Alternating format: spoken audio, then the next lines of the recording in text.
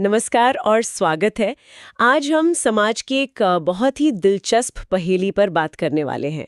हम सबने देखा है ना कि कुछ लोगों के पास बड़ी बड़ी डिग्रियां होती हैं, पर वो अपनी जिंदगी में संघर्ष कर रहे होते हैं। हाँ, बिल्कुल। और फिर दूसरी तरफ ऐसे लोग भी हैं जिन्होंने शायद कॉलेज तक कभी मुंह नहीं देखा, लेकिन उन्होंने अपने दम पर क्या कमाल के साम्राज्य खड़े कर दिए हैं।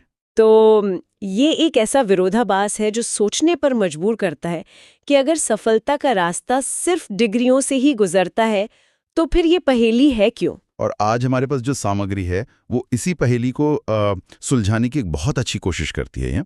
ये उस धारणा को सीधी चुनौती देती है कि कागज का एक टुकड़ा आपकी काबिलियत का सबसे बड़ा सबूत है। सही। ये शक्तिशाली विचार के बारे में है कि असली ताकत वो डिग्री में नहीं बल्कि सोचने की क्षमता में है।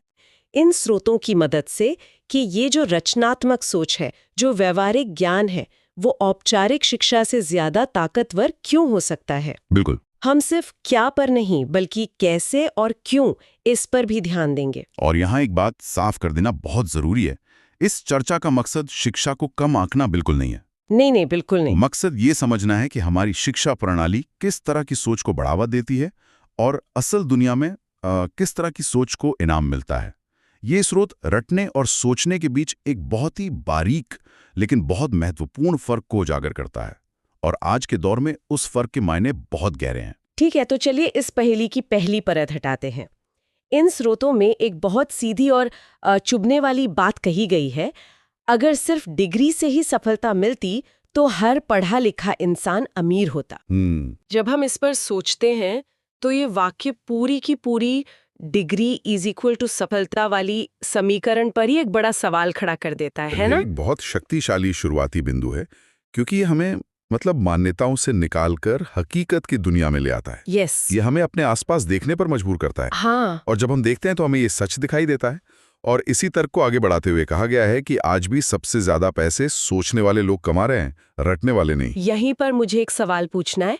रटने और सोचने में असल में फर्क क्या है? क्या एक अच्छी यूनिवर्सिटी में पढ़ना सिर्फ रटना ही है?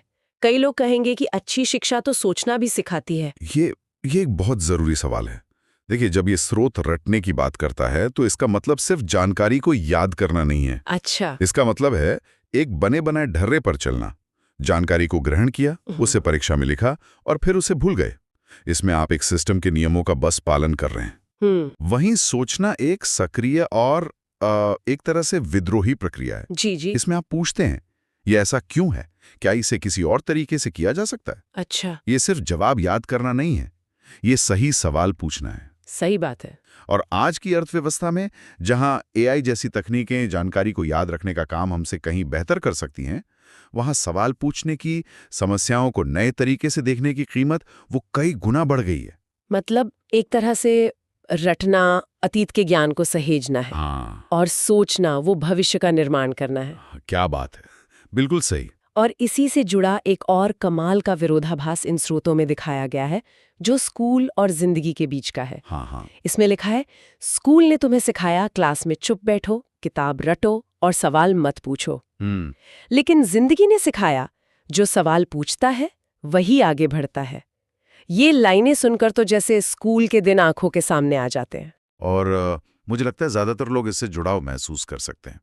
स्रोत यहाँ हमारी शिक्षा प्रणाली के एक, कह सकते हैं, बुनियादी डिजाइन की ओर इशारा कर रहा है। बुनियादी डिजाइन। हाँ, स्कूल का ढांचा औद्योगिक युग की जरूरतों के लिए बनाया गया था, जहां आपको ऐसे कर्मचारी चाहिए थे जो नियमों का पालन करें और ज्यादा सवाल ना पूछें। अच्छा। इसलिए वहां अनुरूपता को, कन्फर्मिटी को पुरस्कृत किया जाता है।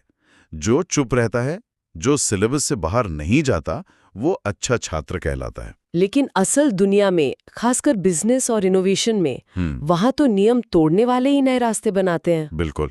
जो यथास्थिति पर सवाल उठाते हैं वही तो कुछ नया खड़ा कर पाते हैं। ये तो बिल्कुल उल्टी बात हो गई। यही तो इस पहेली का सार है।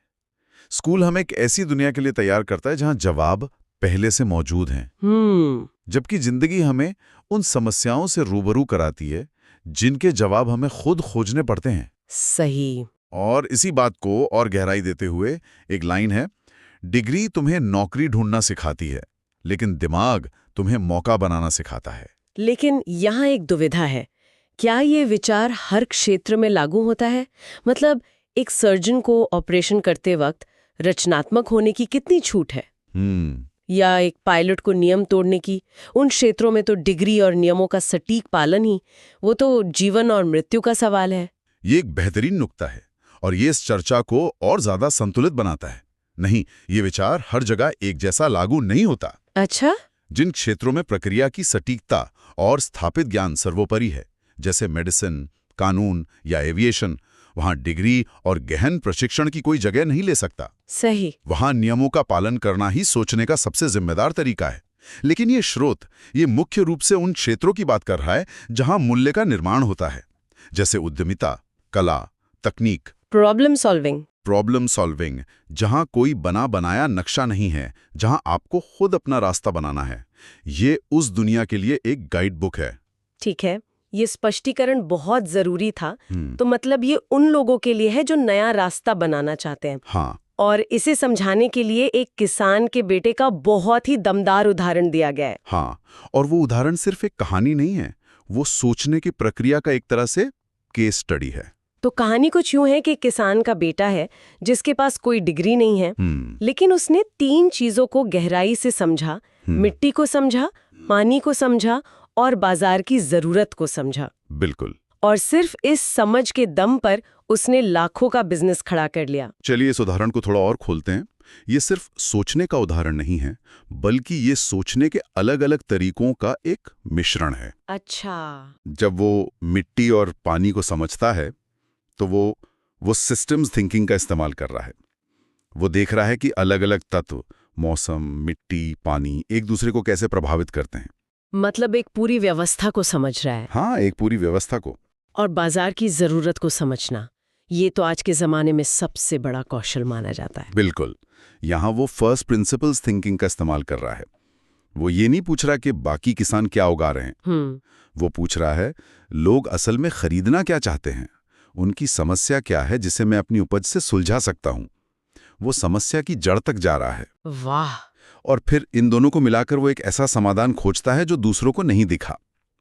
शायद वो कोई खास तरह की सब्जी उगाता है जिसकी शहर में मांग है, या फिर वो सीधे रेस्टोरेंट्स को सप्लाई करने का मॉडल बनाता है। ये लैटरल थिंकिंग हुई। ये लैटरल थिंकिंग है, 2 अलग अलग चीजों को जोड़कर एक नया मौका बनाना। उसकी सफलता का राज उसकी सोचने की ताकत थी, जो इन अलग अलग मानसिक मॉडलों का एक मिश्रण थी। ओह, अब मैं समझी। तो ये सिर्फ एक शब्द सोचना नहीं है, इसके पीछे एक पूरा टूल किट है। बिल्कुल। और ये उस किसान के बेटे के पास था, भले ही उसके पास कोई सर्टिफिकेट ना हो। ये सोचने पर मजबूर करता है कि हम जैसे इतनी अहमियत देते हैं, उस मार्कशीट का असली मतलब क्या है। और यहीं पर ये स्रोत एक और गहरी बात कहता है। बताइए। मार्कशीट ये नहीं बताती कि तुम जिंदगी में क्या करोगे।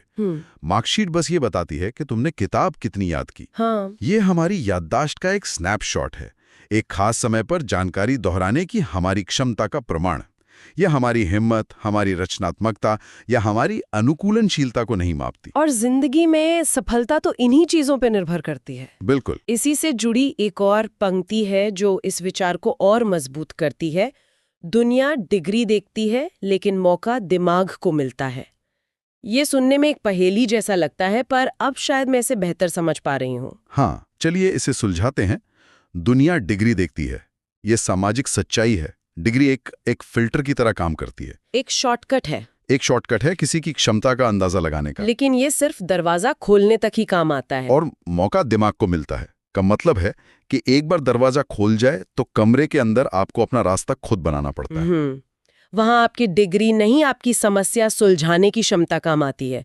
जब कोई अप्रत्याशित संकट आता है तो आपका बॉस आपकी मार्कशीट नहीं देखेगा। वो देखेगा कि आप उस संकट से कैसे निपटते हैं। एकदम सही। मौका उन लोगों को पहचानता है जो सिर्फ दिए गए काम को नहीं करते, बल्कि जो वैल्यू ऐड करते हैं, जो नया सोचते हैं। हाँ। मुझे याद है मेरे एक दोस्त ने अपनी इंजीनियरिंग की डिग्री बीच में छोड़कर कोडिंग सीखी थी। उसके परिवार में सबने कहा कि वो अपना भविष्य बर्बाद कर रहा है। आज वो एक सफल AI कंपनी चला रहा है। अरे वाह। उसकी कहानी इस स्रोत की हर बात को सच साबित करती है। उसका दिमाग उस मौके को देख पाया जो उसकी डिग्री उसे कभी नहीं दिखा पाती। और ये हमें अनुकूलनशीलता के महत्व पर भी लाता है। स्रोत कहता है जो बदलते वक्त के साथ सोच बदल लेता है वही आगे निकल जाता है। ये सब सुनकर ऐसा लग सकता है कि ये उन लोगों के लिए आलोचना है जिनके पास डिग्री है, लेकिन मुझे लगता है कि इसका संदेश आलोचना से ज्यादा सशक्तिकरण का है। हाँ, ये आलोचना से समाधान की ओर बढ़ता है। बिल्कुल, खासकर आज के दौर में इन स्रोतों का एक बहुत ही आशावादी संदेश है। आज इंटरनेट है, आज सीखने के 1000 रास्ते हैं, मोबाइल हाथ में है, बस दिमाग चालू होना चाहिए। ये आज के दौर की सबसे बड़ी सच्चाई है। ये हमें बताता है कि सीखने के लिए हमें अब 4 दीवारी वाले क्लासरूम पर निर्भर रहने की जरूरत नहीं है। ये ज्ञान के लोकतंत्रीकरण का मतलब डेमोक्रेटाइजेशन ऑफ नॉलेज का एक शक्तिशाली बयान है। सही शब्द। कुछ दशक पहले तक ज्ञान कुछ चुनिंदा संस्थानों और लाइब्रेरियों तक ही सीमित था, लेकिन अब दुनिया की लगभग सारी जानकारी आपकी उंगलियों पर है। आप दुनिया की बेहतरीन यूनिवर्सिटी के कोर्स ऑनलाइन कर सकते हैं, विशेषज्ञों के लेक्चर सुन सकते हैं, नई स्किल सीख सकते हैं। तो इसका मतलब है कि अब बहाने नहीं चलेंगे।